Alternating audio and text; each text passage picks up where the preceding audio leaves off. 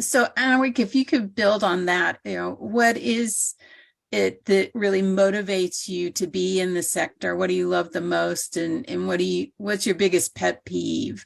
And it has to be your biggest one, not the whole list.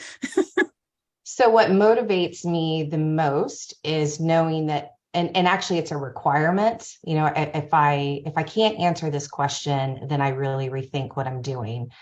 I work a lot. I work a lot of hours. I'm going to be working over the holidays, just because of the nature of the work that I do. But if I cannot say at the end of the day that what I'm doing makes my nieces and my daughters and my community members' lives better, then I'm not going to do it. And I do know, and I can answer that wholeheartedly, that every single thing that I do every day, everything that I do is making an impact on my family and my 7 generations down. I'm not sure I could say that I'm for profit, right? Maybe there's some, but right. Like I know that that's what I'm doing. Biggest pet peeve.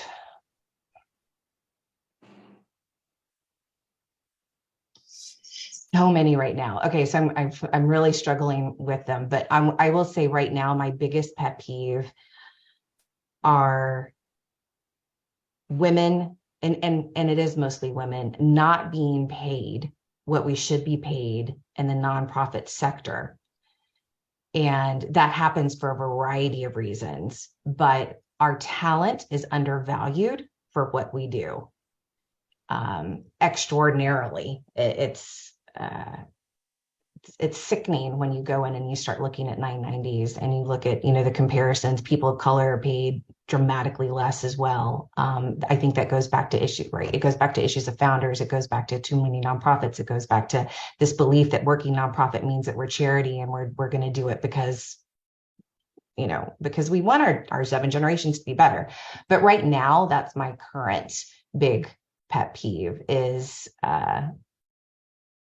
the lack of pay and the belief that we need to be doing this work for free. Vanessa, do you want to pick up on that, since you've touched on the problems of having to be a nonprofit to access funding?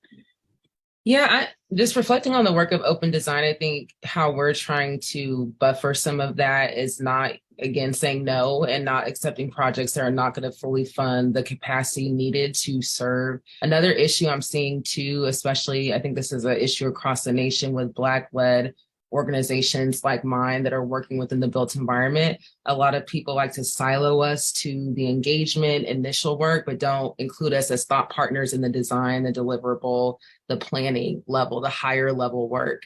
I don't even want to say higher level because the engagement is a whole beast that a lot of people don't know how to do. There's a very special and thoughtful and intentional approach you have to have working in the communities that we work with. And so it's definitely just as high and just as important as the deliverable and the design. But I noticed how people will want you to come in, like we're constantly getting invitations from different firms saying, hey, will you come in and be an engagement partner, but not a design partner, not a partner with the whole entire project. And so we have just been saying no. And if we're not going to be respected for our whole role holistically, then it's just not a good fit for us. And it's scary as a newer nonprofit to say no, because you're thinking, oh, well, I have another opportunity. Well, I have another chance for a funding opportunity to come in and be able to bring in that resource for the organization that we need to keep staff on board, to keep things moving and shaking. But we cannot keep letting people pigeonhole us, or we'll never be able to get out of that pattern of being treated lesser than, even though the work that we're doing is so innovative and unprecedented in the state of Oklahoma.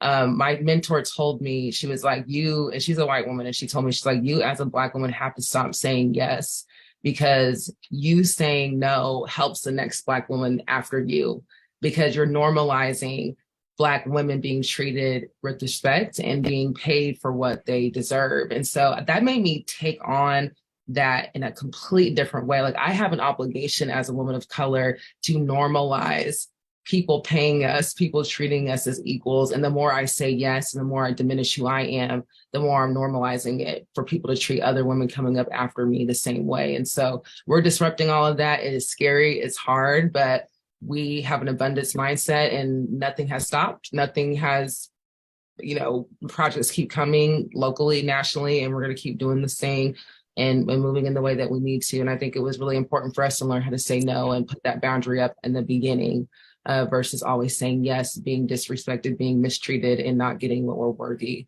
of being paid for.